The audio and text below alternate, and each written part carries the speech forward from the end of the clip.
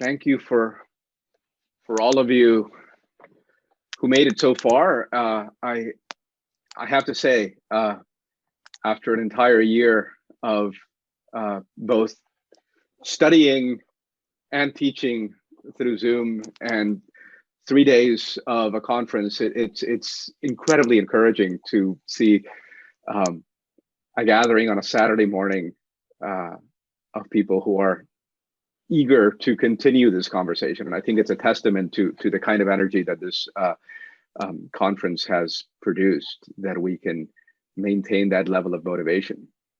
So we're at the end of a 3-day conference that has endured and thrived in complicated circumstances, to say the least. And I think it's appropriate to start with a word of thanks. We've received great support from the John Templeton Foundation, with additional support from the John Dobson Foundation and the Institute for Liberal Studies. And we were also fortunate to receive the endorsement of the McGill 200 Bicentennial Committee to be one of the signature events of this important anniversary for the university.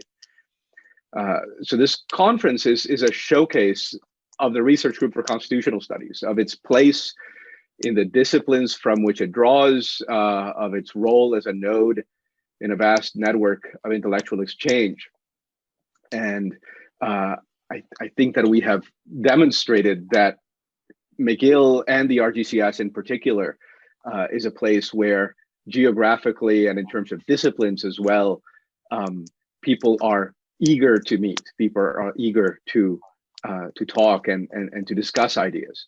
But of course, the discussion of these ideas can't happen without a substantial amount of very concrete work. So I want to restate our deep gratitude for Jimmy Lim, who was the conference assistant, for Shruti Pradep, who offered technical support, and for Nina Arendt, who has been helping not only with the conference, but with the workings of the Lynn Center, of which RGCS is a part. I also want to thank the participants for a wonderful conference. Moving the conference online was an act of necessity. Jacob and I had, I think, the longest exchanges regarding the conference were the email exchanges on whether to push it back a little longer in the hope that we might be able to meet in person.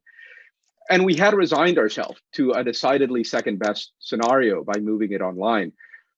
But honestly, the actual conference has not only met, but exceeded all of my expectations, not only for an online conference, but for any kind of conference. I've been to in-person conferences where I didn't see the level of excitement and the continued engagement that I've seen here.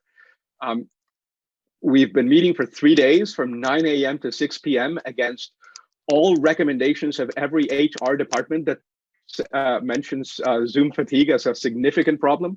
And even on a Saturday morning with no scheduled panel, we managed to gather 15 people in a Zoom room. And we still have some more to go.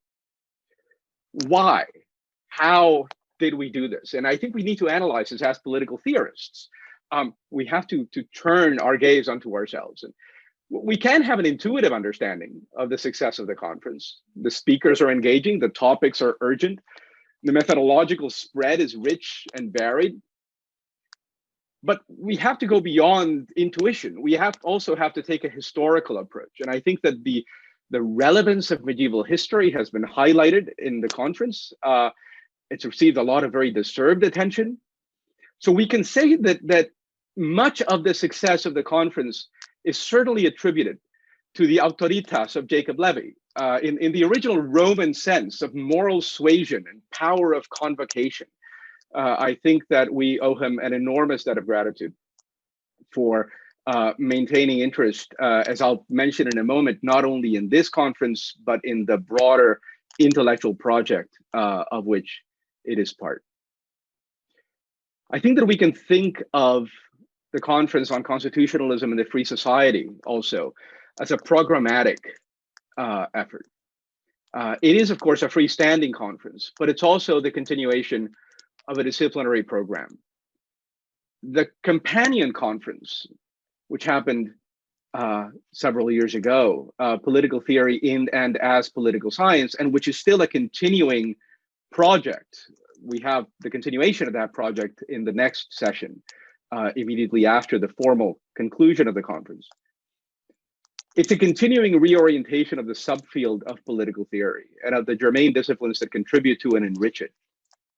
As a project, there's a certain parallel to the conferences that began the project of the new institutional economics or the critical legal studies movement.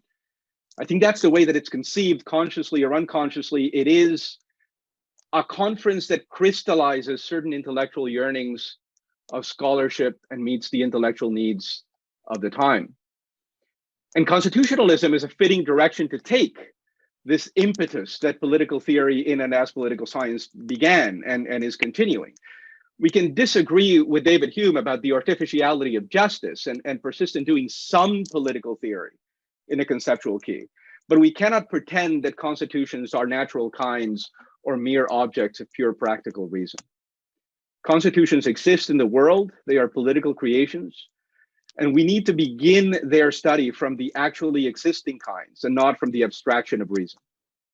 Aristotle wrote on the Constitution of Athens. Rousseau proposed constitutions for Poland and Corsica. Paine questioned the British Constitution and exalted the American experience. And it's because constitutions and constitutionalism happens in the world, and we need to study them with the same richness and variety of methods that we employ to study any other feature of the world. I think we have done constitutions and constitutionalism as an intellectual exercise, as a political endeavor, perhaps even as Lon Fuller said, as the enterprise of subjecting human conduct to the governance of rules. We have done it a great service in this conference, and I hope that we carry on this intellectual project forward, not only in constitutionalism, but in political theory as such, and in those fields through which we constitute our discipline. Thank you very much, and we hope to welcome you to McGill, not only virtually, but in person in the very near future.